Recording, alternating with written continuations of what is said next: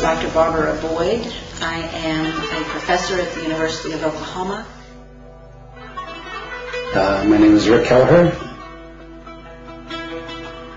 I'm Curtis, and I'm a graduate student. I'm a PhD student in the Department of Anthropology. My name is Delia Atmaja. I am a new Muslim, a graduate student at the University of Texas at Austin.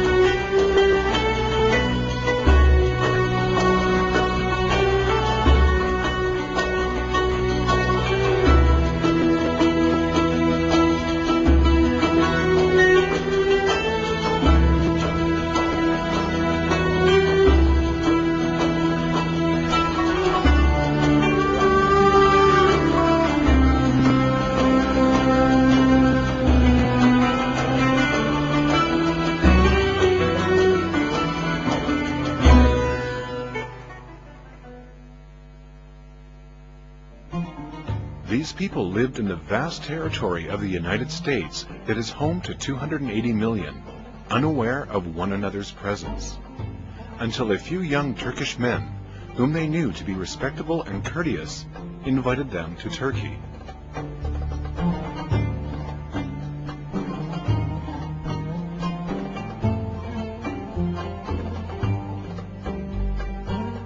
They had full confidence in the people who invited them to Turkey.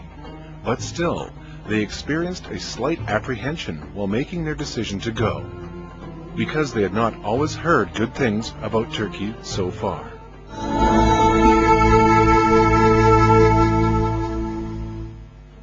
My image, let me back up to one of the earliest images I ever had of Turkish people. And that image was shown in a movie called Midnight Express. And it was about a Turkish prison. I expected Istanbul to be a rather primitive place, maybe like some of the cities in Africa I visited. I expected the Islamic people to be hostile towards me as an American. Are you kidding? Turkey? And he very gently, and he's so gracious and calm, he said, yes, we'd like for you to come to Turkey. And I just said, you mean to Turkey in the Middle East? And he said, yes. And so then I began to ask a million questions. When you say Turks, it meant they were fierce. They were capable of whipping you at the drop of a hat if they were in battle. And all of the films we saw where Turks were kind of treated in films like Native Americans were treated in American films. And that's the kind of image you have, and you don't even know you have it. And I considered so many things about the trip.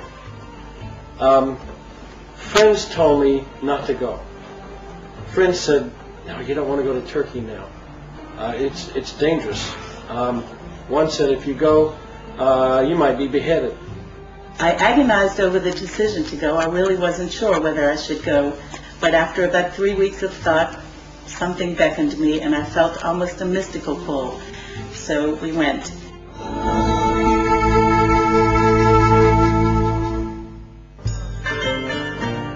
All warnings, biases, apprehensions were cast aside, and they decided to go to Turkey. They were expecting to see a Middle Eastern country with its historical sites, mosques, and world-famous Bosphorus. But none of them could guess that the new hopes for the world were flourishing in the heart of this rapidly developing country. Nice surprises awaited these American guests in Turkey.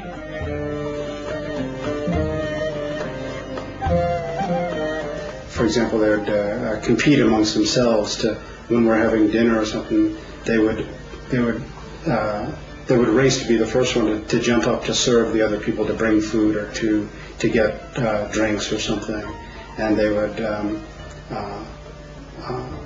and some of them would be happy just to be serving throughout the whole meal and never sit down and eat with us. When we got to Turkey, we were received with such generosity and such kindness everywhere we went that I was overwhelmed.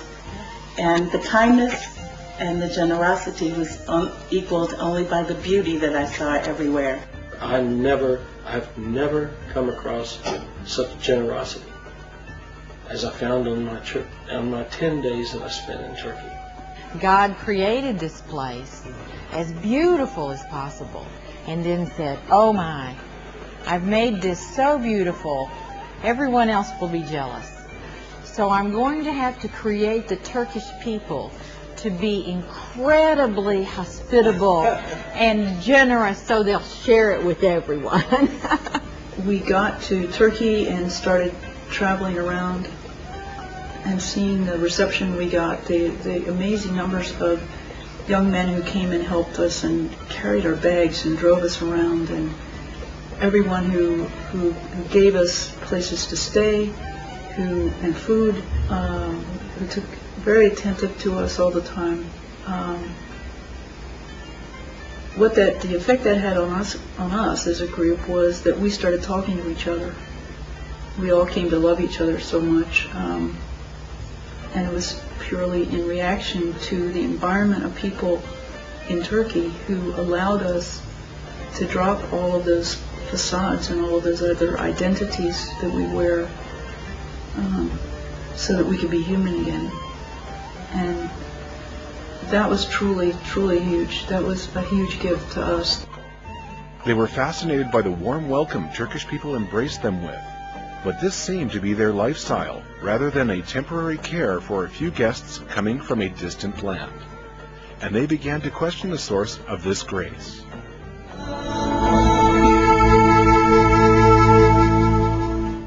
We were welcomed with open arms. We were certainly blessed, but we also heard strongly from our hosts that they were blessed as well as I'm sure in the Quran, that relate to the gift of the stranger, the gift of the other. Later to find out that this is the teachings of the Prophet, and another step of my learning to deeper.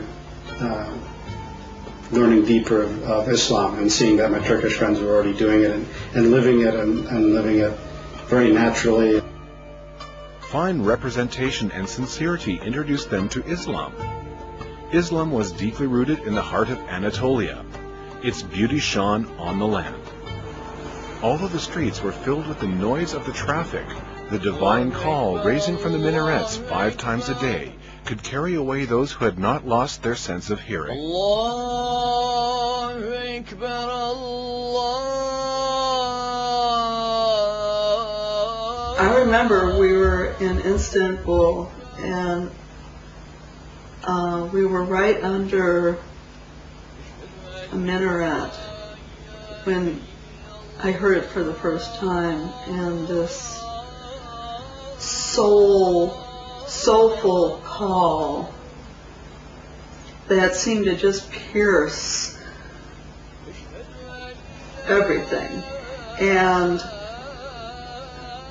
something coming from really deep within, and it hit me very deep within. I mean, there was certainly a mystical quality about it, but the sound of the call itself is just so soulful that it just kind of transfixed me, I guess is the best way to say it. I stopped in my shoes. I mean, it was just it was just shocking in some ways, because these aren't sounds you normally hear on the streets in America. And yet it was so unifying. I mean, it felt like, okay, here was a call to the people in the community to come together.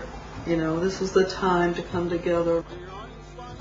The azan, which resonates 5 times a day in this land, carried completely different meanings for a foreigner who had never heard this divine call.